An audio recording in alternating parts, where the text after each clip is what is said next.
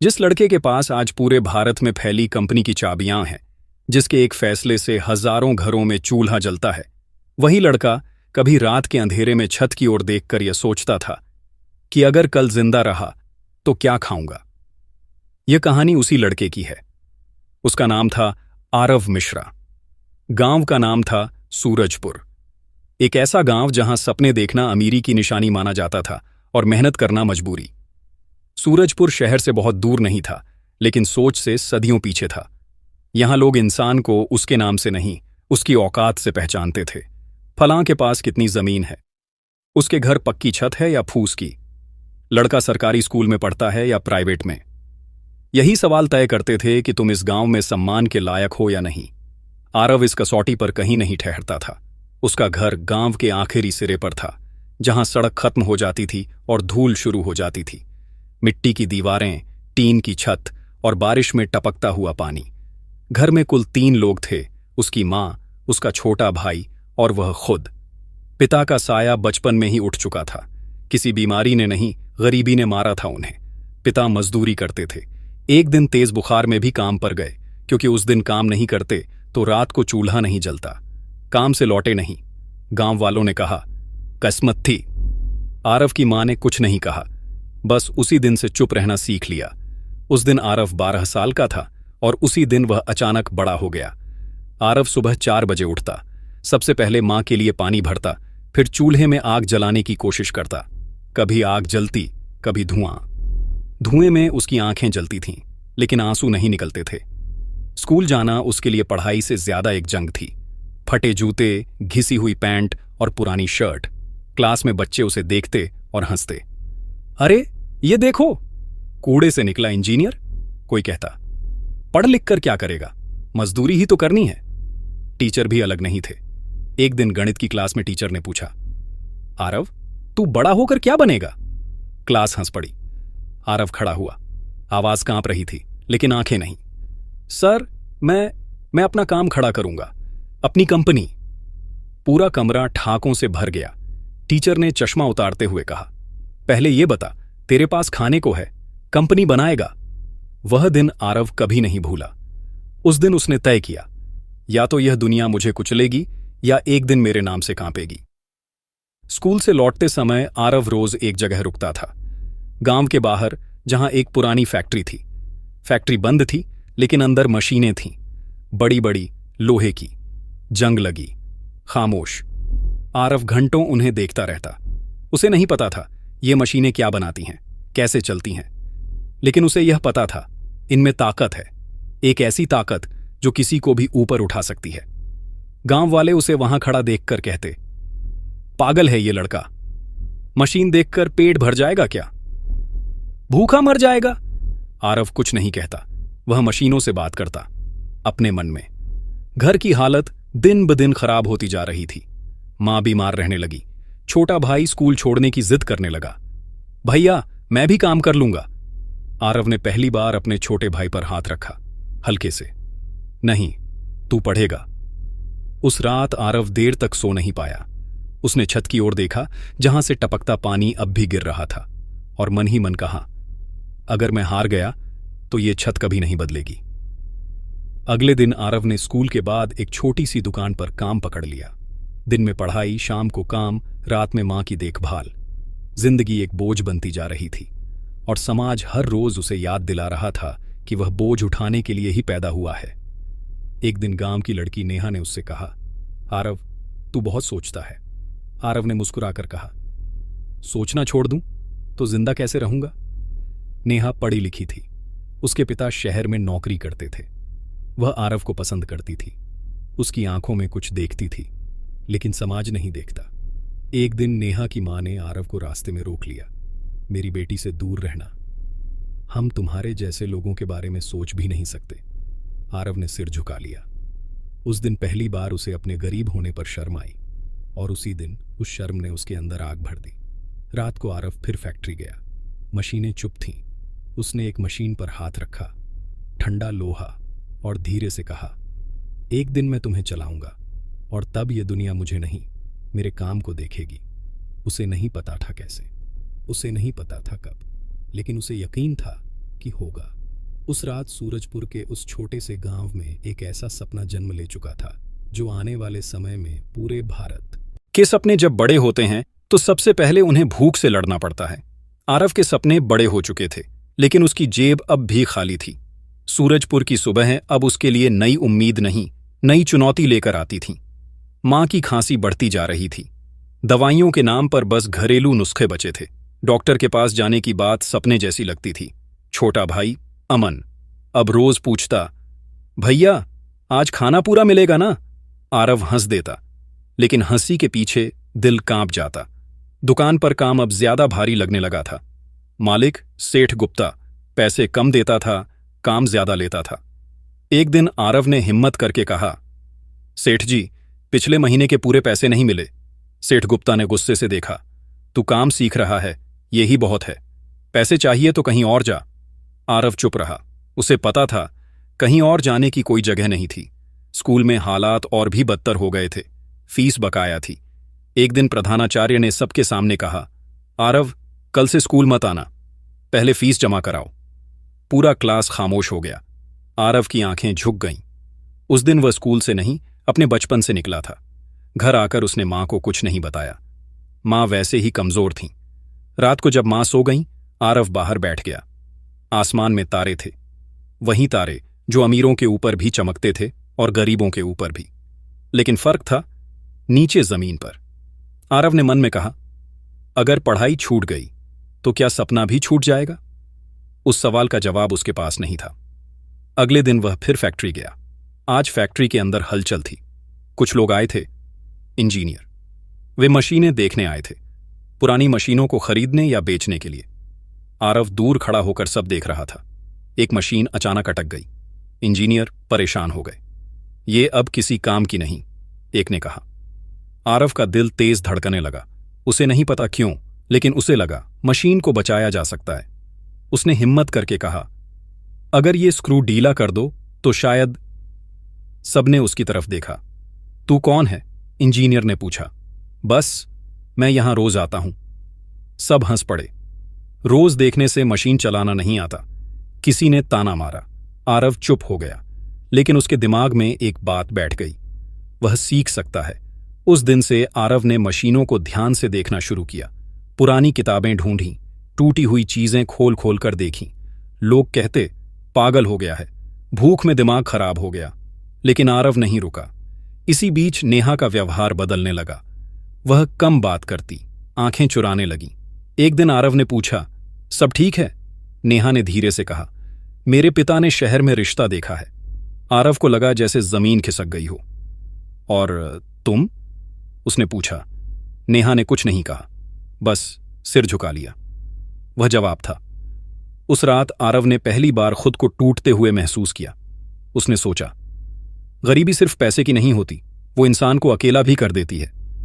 कुछ दिनों बाद मां की हालत बहुत बिगड़ गई। आरव उन्हें लेकर सरकारी अस्पताल पहुंचा। लंबी लाइन, भीड़ और लापरवाही। डॉक्टर ने कहा, इंजेक्शन और दवाइयां बाहर से लानी होंगी। आरव ने जेब टटोली, कुछ सिक्के। उस दिन उसने अपनी पहली सबसे बड़ी हार मानी। वह बाहर आकर सीढ़ियों पर बैठ गया। आंसू अपने आप निकल आए। तभी एक आवाज आई, रोने से कुछ नहीं बदलेगा। एक बुजुर्ग आदमी था, पुरानी धोती, साधारण कपड़े। उसने आरव से पूछा, क्या करता है? आरव ने कहा, कुछ नहीं, बस सपने देखता हूं। बुजुर्ग मुस्कुराए। सपने देखने वाले कुछ न कुछ जरूर करते हैं, वरना दुनिया इतनी आगे नहीं जाती। उसने आरव को एक पता दिया, यहां आना, काम मिलेगा। पैसा कम है, सीख ज्यादा है। अगले दिन आरव वहां पहुंचा। वह एक छोटी सी वर्कशॉप थी। मशीनें थीं, औजार थे और सीखने का मौका था। मालिक ने कहा, पैसे बाद में, पहले काम सीख। आरव की आंखों में चमक आ गई। उस दिन उसने मां के लिए दवा खरीदी। पूरी नहीं, लेकिन कुछ। मां ने उसे देखा और कहा, तू थक गया है? आरव ने कहा, थकूंगा नहीं मां, मैं बदलूंगा। लेकिन जिंदगी इतनी आसानी से बदलने नहीं देती। एक रात वर्कशॉप में हादसा हो गया। एक मशीन फिसल गई। आरव घायल हो गया, हाथ से खून बह रहा था। मालिक ने कहा, अब मत आना, हम रिस्क नहीं ले सकते। फिर से दरवाजे बंद हो गए। घर लौटते वक्त लोगों ने कहा, देखा, कहाँ था ना, गरीब आदमी बड़ा सपना नहीं देखता। आरव ने कुछ नहीं कहा, लेकिन उसके अंदर कुछ मर नहीं रहा था, वह और मजबूत हो रहा था। उस रात उसने खुद से वादा किया, मैं हारूंगा नहीं, चाहे कितनी बार गिरूं। एक दिन मेरे नाम के आगे गरीब नहीं, मालिक लिखा जाएगा। सूरजपुर सो रहा था। जिंदगी जब बार बार गिराती है तो सवाल ये नहीं होता कि कितनी बार गिरे, सवाल ये होता है कि हर बार उठने की वजह अब भी जिंदा है या नहीं। आरव के लिए वह वजह अब सिर्फ सपना नहीं थी, अब वह जिम्मेदारी बन चुकी थी। मां की सांसें, अमन की पढ़ाई और उसका अपना वजूद। हाथ में लगी चोट धीरे धीरे भर रही थी, लेकिन आत्मसम्मान की चोट हर दिन हरी हो जाती थी। वर्कशॉप से निकाले जाने के बाद आरव फिर उसी मोड़ पर खड़ा था, जहां जेब खाली थी और रास्ते बंद। गांव में लोग अब उसे देखकर हंसते नहीं थे, तिरस्कार से देखते थे।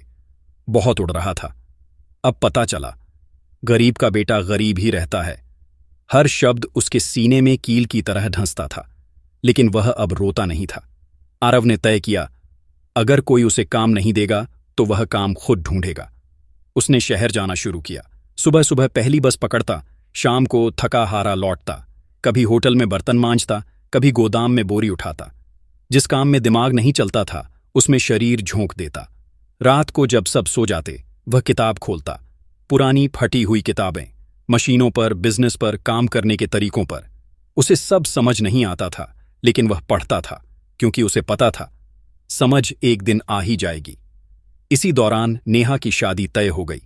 पूरा गांव जानता था, शादी शहर के एक सरकारी अफसर से हो रही थी। आरव को किसी ने आकर नहीं बताया, बस बातें उड़ती उड़ती उस तक पहुंच गईं। पहले दिन उसे कोई फर्क नहीं पड़ा, दूसरे दिन सीने में हल्का सा दर्द हुआ, तीसरे दिन वह दर्द सच्चाई बन गया। वह रात को अकेला फैक्ट्री गया। वही पुरानी खामोश मशीनें। उसने मशीन पर हाथ रखा और बुदबुदाया, शायद मैं भी इसी मशीन जैसा हूं, पुराना, टूटा हुआ, जिसे कोई नहीं चाहता। उसकी आंखें भर आईं, लेकिन फिर उसने अपने आंसू पोंछ लिए। नहीं, मैं खुद को कबाड़ नहीं बनने दूंगा। अगले दिन उसने एक बड़ा फैसला लिया। उसने शहर में एक छोटी सी मशीन रिपेयर की दुकान खोलने की कोशिश की। न दुकान थी, न पैसे, बस सड़क किनारे एक पुराना टेबल, कुछ औजार और एक तख्ती। मशीन रिपेयरिंग, सस्ते दाम। पहले दिन कोई नहीं आया, दूसरे दिन लोग हंसे, तीसरे दिन एक बुजुर्ग आए। उनकी सिलाई मशीन खराब थी। आरव ने पूरी मेहनत से उसे ठीक किया। बुजुर्ग ने पैसे देते हुए कहा, बेटा, हाथ में हुनर हो तो पेट भूखा नहीं रहता। उस दिन आरव ने पहली बार अपनी मेहनत का पैसा कमाया। धीरे धीरे लोग आने लगे, छोटी मशीनें, पंखे, मोटर। आरव हर मशीन को ऐसे देखता जैसे वह उसकी अपनी हो। वह ठगता नहीं था, झूठ नहीं बोलता था। इसी वजह से लोगों का भरोसा बनने लगा। लेकिन भरोसा पेट नहीं भरता। एक दिन तेज बारिश में उसकी तख्ती बह गई, औजार भीग गए। उसने सब समेटा और मन में कहा, क्या यही है मेरी औकात? उसी रात मां की तबीयत फिर बिगड़ गई। डॉक्टर ने साफ कहा, इलाज लंबा चलेगा, पैसा लगेगा। आरव चुप रहा। उस रात वह बहुत देर तक जागता रहा और पहली बार उसके मन में एक खतरनाक ख्याल आया, अगर मैं हार मान लूं तो सबको राहत मिल जाएगी। लेकिन तभी अमन की आवाज आई, भैया, आप हारोगे ना? आरव ने अमन को गले लगाया, नहीं, कभी नहीं। अगले कुछ महीने बहुत मुश्किल थे। कभी काम मिलता, कभी नहीं, कभी खाना पूरा, कभी अधूरा। लेकिन आरव हर दिन सीखता रहा। एक दिन एक बड़ी फैक्ट्री का मैनेजर उसके पास आया। एक मशीन बार बार खराब हो रही थी, कई इंजीनियर फेल हो चुके थे। आरव ने मशीन को देखा ध्यान से, घंटों, फिर बोला, मसला अंदर के सिस्टम में है, अगर ये बदला जाए तो मशीन बचेगी। मैनेजर ने हंसकर कहा, अगर तू ठीक कर दे तो मैं तुझे काम दूंगा। आरव ने रात भर मेहनत की। सुबह मशीन चल पड़ी। फैक्ट्री में सन्नाटा छा गया। मैनेजर ने आरव की तरफ देखा, तू यहां क्यों है? तेरी जगह इससे कहीं ऊपर है। उस दिन आरव को पहली बार इज्जत से देखा गया। उसे फैक्ट्री में अस्थायी काम मिला। पैसा कम था, लेकिन सीख बहुत थी। वह हर मशीन, हर सिस्टम को समझता, नोट्स बनाता, सोचता। वह अब सिर्फ मजदूर नहीं था, वह समझने लगा था। एक शाम वह नेहा की शादी के शादी घर के बाहर से गुजरा। रोशनी, गाड़ियां, लोग। उसने अंदर नहीं देखा, बस मुस्कुराया। आज नहीं, एक दिन ये रोशनी मेरे नाम की होगी। भाग्य तुरंत नहीं बदलता, लेकिन दिशा जरूर बदलता है। आरव की दिशा अब साफ थी। वह जान चुका था, उसे नौकरी नहीं, निजाम बनाना है। सूरजपुर से निकला वह लड़का अब सिर्फ जिंदा रहने की जंग नहीं लड़ रहा था, वह अपनी जगह बनाने चला था। और यह लड़ाई अब शुरू हुई थी। कभी कभी जिंदगी इंसान से वह सब छीन लेती है जिससे वह सबसे ज्यादा जुड़ा होता है, ताकि उसके अंदर वह इंसान पैदा हो सके जो दुनिया को बदल दे। आरव के साथ भी कुछ ऐसा ही होने वाला था। फैक्ट्री में काम करते हुए 3 महीने बीत चुके थे। अब आरव की पहचान सिर्फ काम करने वाला लड़का नहीं थी, बल्कि समस्या सुलझाने वाला दिमाग बन चुकी थी। मशीन रुकती तो उसे बुलाया जाता। इंजीनियर देखते, सुनते और हैरान होते। लेकिन इज्जत अब भी अधूरी थी, क्योंकि इज्जत तब पूरी होती है जब नाम के आगे पैसे की गूंज हो। एक दिन फैक्ट्री के मालिक मल्होत्रा साहब ने आरव को अपने केबिन में बुलाया। तू नौकरी क्यों करता है? उन्होंने अचानक पूछा। आरव चुप रहा। तेरे दिमाग से लाखों बन सकते हैं और तू महीने के कुछ हजार में घूम रहा है। आरव ने पहली बार सीधे आंखों में देखा। क्योंकि मेरे पास गिरने की गुंजाइश नहीं है। मल्होत्रा साहब समझ गए। उन्होंने कहा, अगर कभी कुछ अलग करने का सोचे तो मेरे पास आना। वह बात आरव के दिमाग में घर कर गई। इसी दौरान नेहा अचानक उससे मिलने आई। शादी के बाद यह पहली मुलाकात थी। आरव ने उसे सामने खड़ा देखा तो दिल एक पल को ठहर सा गया। वही आंखें, वही चेहरा, लेकिन अब बीच में एक दीवार थी। कैसे हो? नेहा ने पूछा। जिंदा हूं, आरव ने मुस्कुराकर कहा। नेहा ने आसपास देखा। तुम अब भी यही काम कर रहे हो? उस सवाल में दया थी और वही आरव को सबसे ज्यादा चुभी। दोनों एक खाली बेंच पर बैठे। नेहा बोली, मुझे मजबूरी थी, घर वाले। आरव ने बीच में ही रोक दिया। मैं समझता हूं, गरीबी की एक सीमा होती है, उसके आगे प्यार भी बोझ बन जाता है। नेहा की आंखें भर आईं। अगर तुम थोड़े पहले। आरव चुप रहा, क्योंकि थोड़े पहले अब बेकार था। जाते जाते नेहा ने कहा, तुम बहुत अच्छे हो आरव, लेकिन दुनिया अच्छाई से नहीं चलती। आरव ने मन ही मन दोहराया, चलाऊंगा और दिखाऊंगा। उस दिन आरव ने प्यार को नहीं, कमजोरी को अलविदा कहा। घर लौटकर उसने मां को देखा।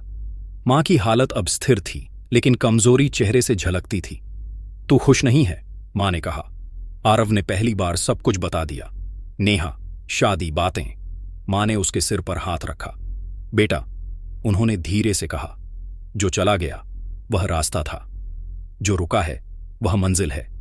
उस रात आरव देर तक सोचता रहा और उसी सोच में एक फैसला पक्का हो गया। अगले हफ्ते उसने फैक्ट्री की नौकरी छोड़ दी। सब हैरान थे। पागल हो गया है, ऐसा मौका बार बार नहीं मिलता।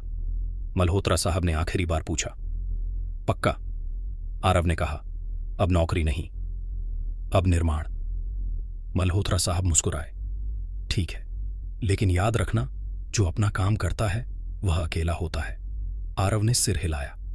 वह अकेलेपन से डरना छोड़ चुका था। उसने छोटी सी खाली जगह किराए पर ली। न कोई बोर्ड, न चमक, बस एक सपना और कुछ औजार। उसने अपना नाम एक कागज पर लिखा। आरव इंजीनियरिंग वर्क्स नाम छोटा था, लेकिन सोच बहुत बड़ी। पहला महीना कुछ नहीं हुआ। दूसरे महीने एक छोटा ऑर्डर मिला। तीसरे महीने काम बढ़ने लगा। आरव हर पैसे को काम में लगाता, खुद के लिए कुछ नहीं रखता। लेकिन मुश्किलें अभी खत्म नहीं हुई थीं। एक दिन लोकल ठेकेदार आया। काम लिया, पैसा नहीं दिया। जब आरव ने मांगा तो धमकी दी, ज्यादा बोलोगे तो दुकान बंद करा दूंगा। आरव चुप रहा, लेकिन उस रात उसने तय किया, मैं छोटा हूं, कमजोर नहीं। उसने शहर के दूसरे उद्योगपतियों से सीधे मिलना शुरू किया। गेट से भगाया गया। गार्ड ने रोका, लेकिन वह रोज जाता। आखिरकार एक ने सुना, काम दिया। धीरे धीरे नाम फैलने लगा। एक शाम आरव अकेला अपनी वर्कशॉप में बैठा था। मशीनों की आवाज, तेल की गंध और उसके हाथों में मेहनत की लकीरें। उसने खुद से कहा, आज सब कुछ छोटा है, लेकिन इरादे बहुत बड़े हैं। उसी पल उसके अंदर वह डर पूरी तरह मर गया जो कभी नेहा की नजरों में उसे छोटा महसूस कराता था। अब उसके अंदर सिर्फ एक बात थी, नाम, पहचान, राज। सूरजपुर का वह लड़का अब वापस नहीं लौटने वाला था। वह इतिहास बनाने चला था, और यह बस शुरुआत नहीं, एक ऐलान था। कुछ फैसले जिंदगी नहीं बदलते, जिंदगी को 2 हिस्सों में बांट देते हैं। एक हिस्सा वह होता है जिसमें आदमी सिर्फ जीता है और दूसरा वह जिसमें आदमी अपनी पहचान बनाता है। आरव अब उस दूसरे हिस्से में कदम रख चुका था। आरव इंजीनियरिंग वर्क्स नाम छोटा था, लेकिन संघर्ष बड़ा। छोटी सी वर्कशॉप, पुरानी मशीनें और कुछ अधूरे औजार। काम बढ़ रहा था, लेकिन भरोसा अभी पूरी तरह नहीं बना था। बड़े ऑर्डर अभी भी बड़े नामों को ही मिलते थे। आरव ये समझ चुका था, अगर बड़ा बनना है तो छोटा सोचकर काम नहीं चलेगा। एक दिन शहर की सबसे बड़ी उद्योग मीटिंग में वह गया। फटे जूते नहीं थे, लेकिन महंगे भी नहीं। कपड़े साधारण, नजर सीधी। वहां बड़े बड़े नाम थे, लाखों करोड़ों के मालिक। आरव एक कोने में खड़ा सब देख रहा था। लोग बात कर रहे थे, नए प्रोजेक्ट, नई मशीनें, नई डील। तभी एक बात उसके कान में पड़ी। नई ऑटोमेटेड मशीन चाहिए, लेकिन बहुत महंगी है, इंपोर्ट करनी पड़ेगी। आरव का दिल तेज धड़कने लगा। वह जानता था, ऐसी मशीन वह बना सकता है। पूरी नहीं, लेकिन काम की। उस रात वह सोया नहीं। कागज पर डिजाइन बनाता रहा, गलतियां काटता रहा। सुबह मां ने पूछा, सोया नहीं? आरव ने कहा, आज नहीं मां, आज रास्ता दिखा है। मां ने उसके माथे पर हाथ रखा, तो चल। डर के आगे आरव ने एक बड़ा जोखिम लिया। उसने अपनी वर्कशॉप बेच दी। किराए की नहीं, जो थोड़ी सी जमा पूंजी थी, सब। लोग पागल कहने लगे। जो है वह भी बेच दिया। अब तो सड़क पर आएगा। अमन डर गया। भैया, अगर नहीं चला तो? आरव ने उसे गले लगाया। तो फिर शुरू से चलेंगे, लेकिन कोशिश किए बिना मैं मर जाऊंगा। उसने नई जगह ली, थोड़ी बड़ी। नई मशीनें नहीं, पुरानी ठीक की हुई। हर पैसे का हिसाब रखा। हर रात काम किया, कभी अकेले, कभी 2 मजदूरों के साथ। महीने बीतते गए, मशीन धीरे धीरे तैयार होने लगी। लेकिन एक समस्या थी, मशीन गर्म हो जाती थी। इंजीनियर बोले, नामुमकिन है, डिजाइन ही गलत है। आरव ने सब सुना और फिर रात में अकेले बैठकर फिर से सोचा। उसे याद आया, पुरानी फैक्ट्री की जंग लगी मशीनें। वही गर्मी, वही परेशानी। उसने पुराना तरीका बदला। 3 महीने बाद मशीन तैयार थी, न सुंदर न चमकदार, लेकिन काम करने लायक। अब सबसे बड़ी चुनौती, खरीदार। बड़े उद्योगपति एक छोटे नाम पर जोखिम नहीं लेते। आरव हर जगह गया, कहीं सुना नहीं गया, कहीं अपमान मिला। पहले काम दिखाओ, पहले नाम बनाओ। और नाम तभी बनता है जब काम मिलता है। आखिरकार एक मध्यम स्तर की फैक्ट्री मान गई। शर्त साफ थी, अगर मशीन फेल हुई तो 1 पैसा नहीं मिलेगा। आरव ने साइन कर दिए। उस रात वह बहुत देर तक मशीन के पास बैठा रहा। उसे छूकर कहा, अब तू मेरी इज्जत है। मशीन लगाई गई। पहला दिन सामान्य, दूसरा दिन तेज, तीसरा दिन तापमान बढ़ा। फैक्ट्री में घबराहट फैल गई। मैनेजर ने कहा, कहाँ था ना? अब सब बंद। आरव ने हाथ उठाया। 1 घंटा, बस 1 घंटा। उसने मशीन खोली, तेल बदला, एक छोटा बदलाव किया, फिर स्विच ऑन किया। मशीन चल पड़ी, बिना रुके। 4 घंटे, 6 घंटे, 12 घंटे। फैक्ट्री मालिक खुद आ गया। उसकी आंखों में विश्वास था। अगले दिन पेमेंट मिला, पूरा। आरव के हाथ कांप रहे थे। यह उसकी जिंदगी का पहला बड़ा पैसा था। उसने मां के सामने पैसे रखे। मां की आंखें भर आईं। अब तेरा पिता शर्मिंदा नहीं होगा। आरव ने कुछ नहीं कहा, बस आंखें बंद कर लीं। लेकिन सफलता चुप नहीं रहती। बड़े लोग ध्यान देने लगते हैं। कुछ ने डिजाइन चुराने की कोशिश की, कुछ ने डराने की। एक रात वर्कशॉप में आग लगाई गई। सब जल गया, मशीन, कागज, उपकरण। आरव देर से पहुंचा। वह राख देखता रहा। कोई रोना नहीं, कोई चीख नहीं, बस एक लंबी सांस। अमन बोला, सब खत्म हो गया। आरव ने राख उठाई। नहीं, अब शुरू होगा। अगले दिन वह मल्होत्रा साहब के पास गया, सब बताया। मल्होत्रा साहब चुप रहे, फिर बोले, अब तू अकेला नहीं है, अब तू बिजनेस में है। उन्होंने निवेश किया। पहली बार किसी ने आरव पर बड़ा भरोसा किया। नई शुरुआत हुई, नई कंपनी, नया रजिस्ट्रेशन। आरव इंडस्ट्रियल सॉल्यूशंस नाम बड़ा था, जिम्मेदारी और बड़ी। मीडिया ने छोटी सी खबर छापी। स्थानीय युवक ने देशी मशीन बनाई। आरव ने अखबार देखा और मुस्कुराया। उसी दिन नेहा का मैसेज आया, सुना है तुम आगे बढ़ रहे हो। आरव ने जवाब नहीं दिया, क्योंकि अब उसे पीछे देखने की जरूरत नहीं थी। रात को वह अकेला नई फैक्ट्री में खड़ा था। लाइटें बंद थीं, बस एक बल्ब जल रहा था। उसने खुद से कहा, आज पहली जीत है, लेकिन युद्ध अभी बाकी है। भारत बड़ा है, बाजार बड़ा है और दुश्मन भी। लेकिन अब आरव छोटा नहीं था। वह गिर चुका था, जल चुका था, टूट चुका था। और जो आदमी यह सब सह ले, उसे कोई रोक नहीं सकता। सूरजपुर का वह लड़का अब उद्योग की दहलीज पर था, और अगला कदम या तो उसे आसमान तक ले जाएगा या फिर सब कुछ छीन लेगा। जब कोई आदमी जमीन से उठकर ऊंचाई की तरफ बढ़ता है तो लोग दो तरह के होते हैं, कुछ हाथ पकड़ते हैं और कुछ पैर खींचते हैं। आरव अब दूसरी किस्म के लोगों की नजर में आ चुका था। आरव इंडस्ट्रियल सॉल्यूशंस अब सिर्फ एक नाम नहीं था, बल्कि एक चर्चा थी। देशी मशीन, कम लागत, लगातार चलने की क्षमता। छोटी फैक्ट्रियों के लिए यह किसी वरदान से कम नहीं थी। पहले ऑर्डर पड़ोसी जिलों से आए, फिर दूसरे राज्यों से। आरव दिन रात काम में डूबा रहता, नींद कम, सोच ज्यादा। हर मशीन खुद चेक करता, क्योंकि उसे पता था एक गलती सारी मेहनत डुबो सकती है। मल्होत्रा साहब अब सिर्फ निवेशक नहीं थे, मार्गदर्शक भी थे। बढ़ना है तो सिस्टम बना, उन्होंने कहा, हर चीज खुद मत कर। आरव ने टीम बनाई, कुछ पुराने मजदूर, कुछ नए इंजीनियर। पहली बार उसने सीखा, काम सौंपना यह आसान नहीं था, क्योंकि जिसने खुद भूख देखी हो वह भरोसा धीरे करता है। इसी बीच एक बड़ा झटका आया। एक नामी कंपनी मेगाटेक इंडस्ट्रीज ने नोटिस भेजा। आरोप था डिजाइन चोरी का। कागजों में बड़े बड़े शब्द, धमकी भरी भाषा। टीम घबरा गई। सर, हम बर्बाद हो जाएंगे। आरव ने नोटिस पढ़ा, शांत रहा। अगर हम सही हैं तो डर किस बात का। लेकिन सच्चाई यह थी, लड़ाई आसान नहीं थी। मेगाटेक करोड़ों की कंपनी थी, वकील, पावर, संपर्क सब उनके पास था। कोर्ट कचहरी शुरू हुई। हर तारीख पैसा खाती, हर हफ्ता तनाव बढ़ता। काम रुकने लगा, ग्राहक डरने लगे। कहीं फंस गए तो क्या होगा। आरव ने खुद सबको कॉल किया, मशीन पर भरोसा रखो, मैं जिम्मेदार हूं। उसकी आवाज में डर नहीं था, लेकिन रात को वह अकेला बैठकर सोचता रहता। उसी दौर में मां फिर बीमार पड़ी। इस बार डॉक्टर ने साफ कहा, लापरवाही अब नहीं चलेगी। आरव अस्पताल के कॉरिडोर में बैठा घड़ी देखता रहा। कंपनी, कोर्ट, मां, तीनों तरफ जिम्मेदारियां। उसने पहली बार खुद को टूटते हुए महसूस किया। मां ने कमजोर आवाज में कहा, अगर थक गया हो तो रुक जा। आरव की आंखें भर आईं। अब रुक गया तो सब रुक जाएगा। कोर्ट में एक सुनवाई के दौरान जज ने कहा, आप साबित करें कि डिजाइन मौलिक है। आरव ने पुरानी डायरी निकाली। डिजाइन, कटे हुए स्केच, तारीखें, वह सब कुछ जो उसने अकेले रातों में बनाया था।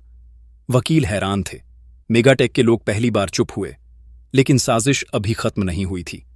एक रात मीडिया में खबर चली, देशी मशीन फेल, मजदूर घायल। नाम नहीं था, लेकिन इशारा साफ था। ऑर्डर कैंसिल होने लगे। टीम घबरा गई। आरव ने सबको बुलाया। आज अगर हम टूटे तो हमेशा टूटे रहेंगे। अगर टिके तो कोई नहीं हिला पाएगा। उसने खुद साइट पर जाकर हर मशीन चेक की। एक भी उसकी कंपनी की नहीं थी। झूठ फैलाया गया था। आरव ने पहली बार खुलकर हमला किया। प्रेस कॉन्फ्रेंस, डेटा, सबूत। उसकी सादगी लोगों को छू गई। अखबारों में नया हेडलाइन छपा, छोटी कंपनी, बड़ा सच। मेगाटेक बैकफुट पर आ गई। कोर्ट का फैसला आया, आरव के पक्ष में। डिजाइन पूरी तरह मौलिक था। कंपनी बच गई नहीं, कंपनी बन गई। ऑर्डर 3 गुना बढ़े। नए निवेशक आने लगे। उसी दिन आरव मां के पास बैठा था। मां ने धीरे से मुस्कुराकर कहा, अब तेरी लड़ाई सिर्फ पैसे की नहीं रही। आरव ने उनका हाथ थाम लिया। अब मेरी लड़ाई मेरे नाम की है, लेकिन नाम के साथ खतरे भी आते हैं। एक रात मल्होत्रा साहब ने कहा, अब तू छोटा खिलाड़ी नहीं है, अब राजनीति, लॉबी सब आएगा। आरव ने खिड़की से बाहर देखा, शहर की रोशनी। तो आने दो, मैं तैयार हूं। भारत बड़ा था, बाजार उससे भी बड़ा, और आरव अब उस बाजार में पहचाना जाने लगा था। लेकिन यही पहचान किसी को खटक रही थी, किसी ऐसे को जो हार नहीं मानता। और अगला हमला चुपचाप नहीं, सीधा होगा। यह सिर्फ कारोबार नहीं, जंग बनने वाली थी। सूरजपुर का वह लड़का अब देश की नजर में था, और देश की नजर कभी कभी सबसे भारी होती है। जब आदमी ऊंचाई पर पहुंचता है तो सबसे ज्यादा डर उसे गिरने का नहीं, रुक जाने का लगता है। आरव अब रुकने से डरने लगा था। कोर्ट केस जीतने के बाद आरव इंडस्ट्रियल सॉल्यूशंस का नाम अचानक पूरे उद्योग जगत में फैल गया। छोटी फैक्ट्रियां उसे मसीहा मानने लगीं। देशी मशीन, देशी दिमाग, कम खर्च, ज्यादा काम। ऑर्डर इतने बढ़ गए कि वर्कशॉप छोटी पड़ने लगी। मशीनें बन रही थीं, लेकिन मांग उससे कहीं ज्यादा थी। टीम थकने लगी। इंजीनियर बोले, सर, अब हमें बड़ा सोचना होगा। या तो फैक्ट्री बढ़ाइए या ऑर्डर रोकिए। आरव जानता था, ऑर्डर रोकना मौत को बुलाना है। मल्होत्रा साहब ने एक फाइल रखी। ये देख, राज्य सरकार इंडस्ट्रियल जोन बना रही है। अगर वहां एक बड़ी फैक्ट्री लग गई तो तू नेशनल प्लेयर बन जाएगा। आरव ने फाइल पलटी। जमीन, मशीनें, लाइसेंस, सब कुछ, लेकिन नीचे एक लाइन थी, निवेश 120 करोड़। आरव की सांस एक पल को रुक गई।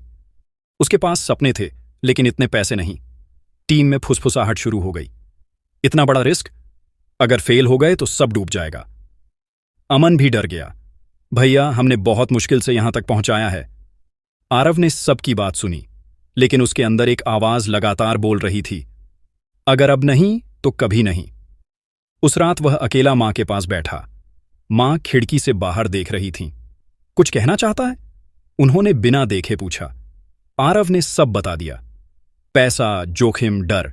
मां चुप रहीं, फिर बोली, तेरे पिता एक दिन तेज बुखार में भी काम पर गए थे, क्योंकि अगर न जाते तो हम भूखे रहते। आरव की आंखें भर आईं। उन्होंने जान का जोखिम लिया। तू बस पैसे का ले रहा है। अगले दिन आरव ने बोर्ड मीटिंग बुलाई। हम नई फैक्ट्री लगाएंगे। कमरे में सन्नाटा छा गया। लेकिन सर, एक ने कहा। आरव ने हाथ उठाया। मैं जानता हूं हम क्या खो सकते हैं, लेकिन मैं यह भी जानता हूं हम क्या बन सकते हैं। निवेश के लिए वह हर दरवाजे गया। बैंक, निजी निवेशक, पुराने संपर्क। कई ने मना किया। आपका मॉडल अच्छा है, लेकिन बहुत रिस्की। कुछ ने शर्त रखी, कंट्रोल हमें चाहिए। आरव ने सीधे मना कर दिया। मैं कंपनी बेचने नहीं, बनाने निकला हूं। आखिरकार 3 निवेशक मिले। पैसा मिला, पूरा नहीं, लेकिन शुरुआत के लिए काफी। बाकी आरव ने अपनी हिस्सेदारी गिरवी रखकर जुटाया। उस दिन उसने कागजों पर साइन किए और महसूस किया, अब वापसी नहीं है। इंडस्ट्रियल जोन में काम शुरू हुआ। दिन रात मशीनें आईं, जमीन खोदी गई, लेकिन मुश्किलें भी साथ आईं। लाइसेंस अटक गया, फाइलें रुकीं, किसी ने ऊपर से दबाव डलवाया था। नाम साफ था, मेगाटेक। वे हार नहीं माने थे। एक अधिकारी ने सीधे कहा, अगर जल्दी चाहिए तो समझते हो ना। आरव समझता था, लेकिन उसने नजर उठाकर कहा, नहीं, मैं कानून से बनाऊंगा। अधिकारी हंस दिया, तो इंतजार करो। इंतजार पैसे खाता है। निर्माण रुका, मजदूर बैठे रहे, नुकसान बढ़ने लगा। निवेशक फोन करने लगे, हम पीछे हट रहे हैं, आप संभाल नहीं पा रहे। एक एक करके हाथ छूटते गए। आरव फिर अकेला पड़ने लगा। इसी बीच मीडिया में एक खबर चली, आरव की मेगा फैक्ट्री अधूरी, निवेशक भागे। शेयर वैल्यू गिर गई। बाजार में फुसफुसाहट, ज्यादा उड़ गया था, अब गिर रहा है। वही ताने फिर लौट आए।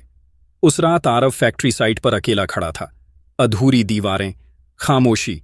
उसने आंखें बंद कीं। सूरजपुर, मिट्टी का घर, टपकती छत। मैं यहां तक वापस नहीं जाऊंगा। अगले दिन उसने एक आखिरी चाल चली। सीधे राज्य के उद्योग मंत्री से मुलाकात। सिक्योरिटी ने रोका, लेकिन आरव हटा नहीं। घंटों बाद मुलाकात मिली। उसने सबूत रखे, रुकावटें, दबाव, साजिश। मंत्री ने ध्यान से सुना। अगर ये सच है, उन्होंने कहा, तो हम साथ देंगे। एक हफ्ते में सब बदल गया। लाइसेंस क्लियर, काम शुरू। मेगाटेक की सांसें तेज हो गईं। वे समझ गए, यह लड़का अब अकेला नहीं है। 6 महीने बाद फैक्ट्री खड़ी थी, बड़ी, आधुनिक, देश की सबसे बड़ी देशी मशीन यूनिट्स में से एक। पहली मशीन जब चली तो पूरा हॉल तालियों से गूंज उठा। आरव की आंखें नम थीं। उसने मां को फोन किया। हो गया? मां ने बस इतना कहा, अब तेरा नाम लंबा चलेगा। लेकिन जंग अब भी खत्म नहीं हुई थी। मेगाटेक अब सीधा हमला करने वाला था।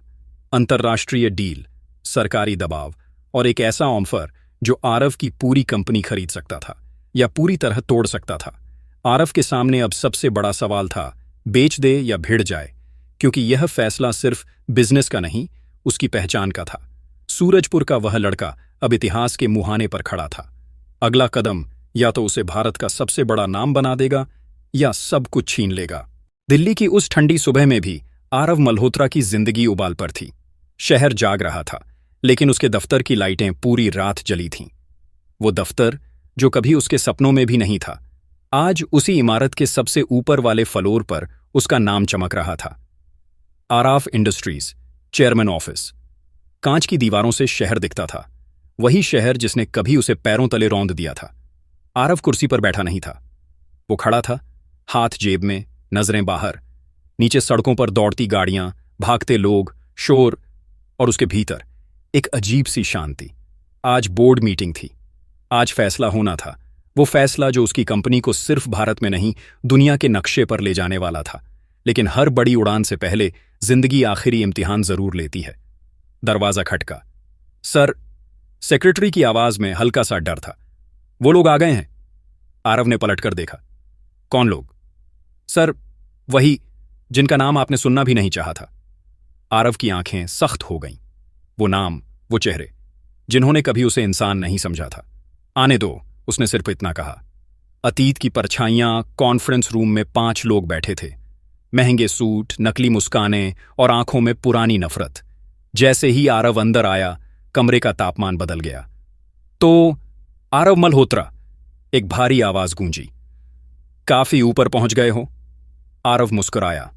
ऊपर नहीं, उसने शांत स्वर में कहा। मैं वहीं हूं जहां मुझे होना चाहिए था। वो लोग वहीं थे जिन कंपनियों ने कभी उसके स्टार्टअप को कुचलने की कोशिश की थी, जिन्होंने उसे फंडिंग से बाहर करवाया, जिन्होंने मीडिया में उसे फ्रॉड कहा। हम एक ऑफर लेकर आए हैं, दूसरे आदमी ने फाइल आगे बढ़ाते हुए कहा। हम आपकी कंपनी खरीदना चाहते हैं। आरव ने फाइल को देखा भी नहीं। पूरी? उसने पूछा। हां, तीसरे ने मुस्कुराकर कहा। एक मोटी रकम में। आरव हंसा, धीमे लेकिन खतरनाक ढंग से। जब मैं भूखा था, उसने कहा, तब आप लोगों ने मुझे एक गिलास पानी तक नहीं दिया, और आज आप मेरी कंपनी खरीदना चाहते हैं? कमरे में सन्नाटा छा गया। यह बिजनेस है, पहले आदमी ने कहा, इमोशन नहीं। आरव की आंखें लाल हो गईं। मेरे लिए, वो धीरे धीरे बोला, यही इमोशन मेरा बिजनेस है। उसने घंटी बजाई। सिक्योरिटी। 2 गार्ड अंदर आए। इन्हें बाहर छोड़ दो, आरव ने कहा। और हां, आज के बाद ये लोग मेरी बिल्डिंग में नहीं दिखने चाहिए। एक फोन कॉल। वो लोग गए, लेकिन कहानी खत्म नहीं हुई थी। आरव अपनी कुर्सी पर बैठा ही था कि फोन बजा। नंबर अनजान था। हेलो। दूसरी तरफ कुछ सेकंड खामोशी रही, फिर एक जानी पहचानी आवाज। आरव।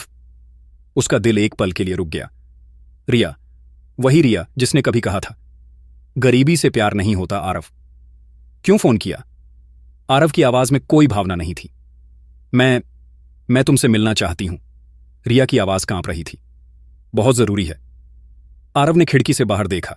वही शहर, वही ऊंचाइयां। आज शाम, उसने कहा, 7 बजे।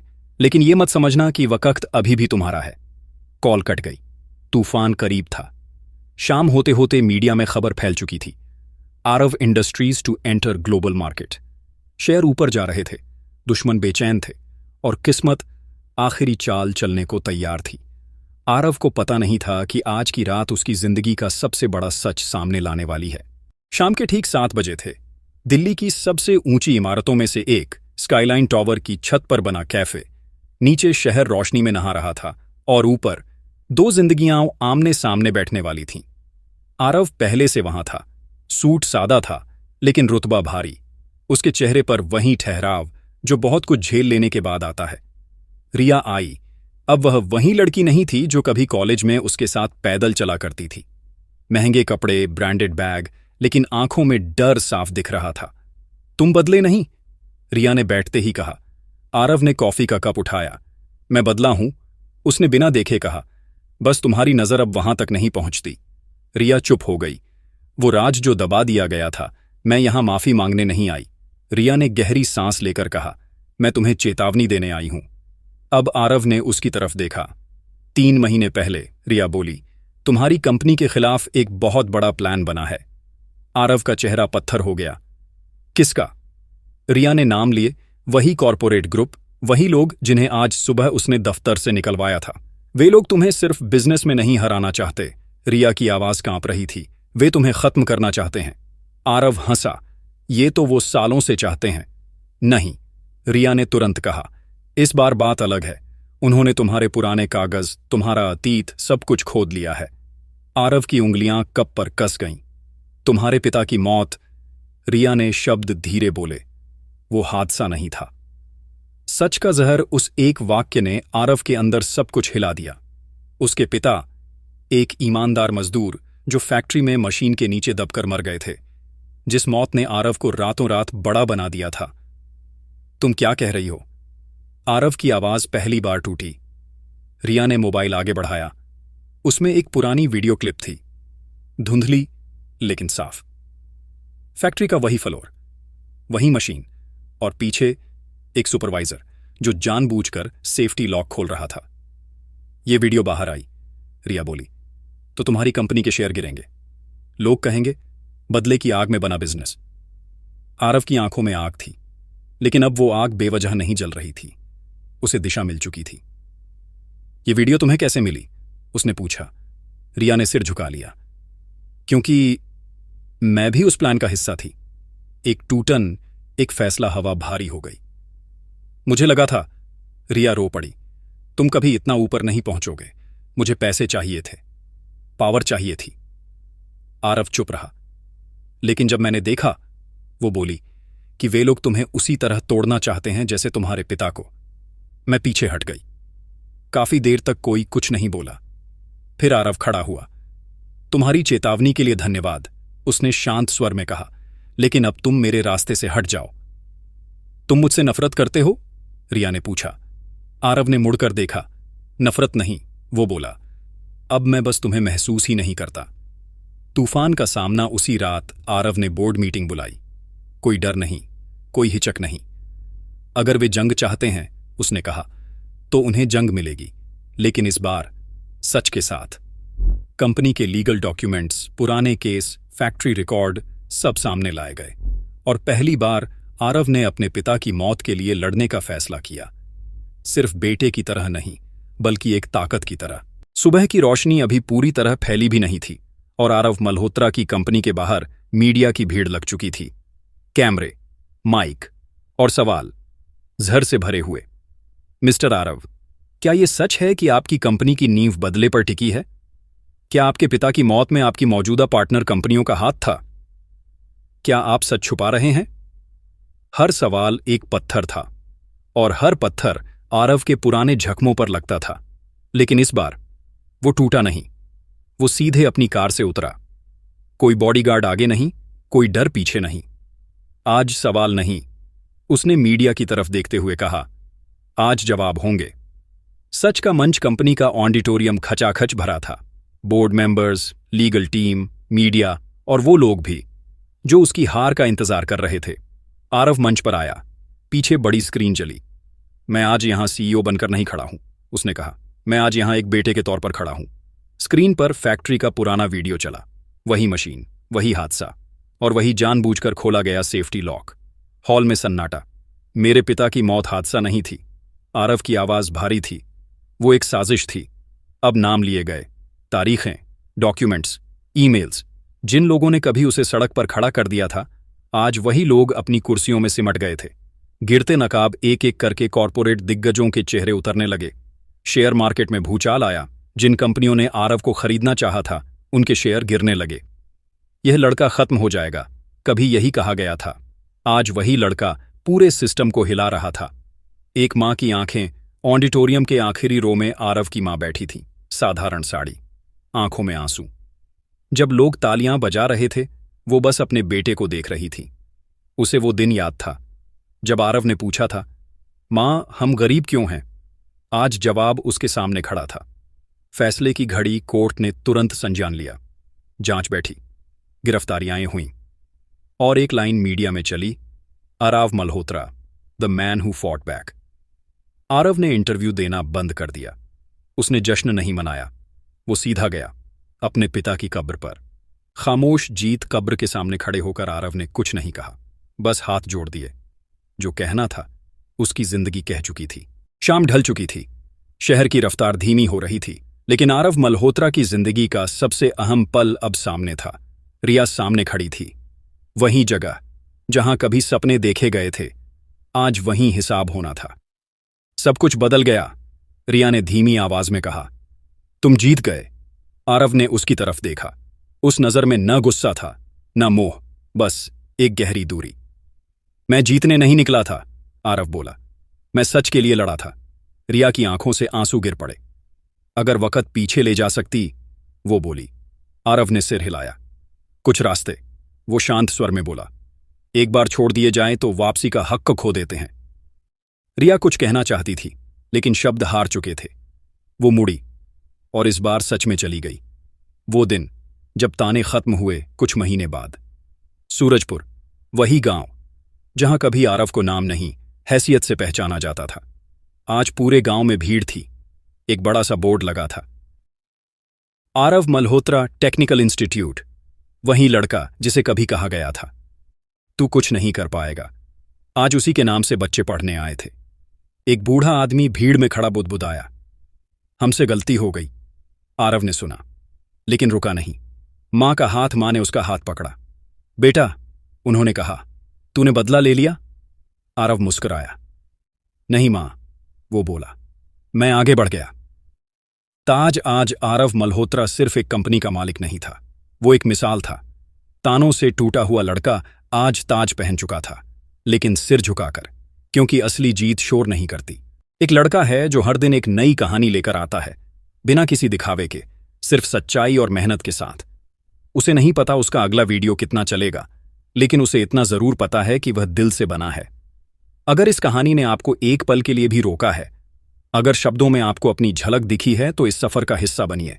चैनल को सब्सक्राइब कीजिए और वीडियो को लाइक कर दीजिए, क्योंकि आपका एक छोटा सा सपोर्ट किसी के बड़े सपने को हकीकत में बदल सकता है।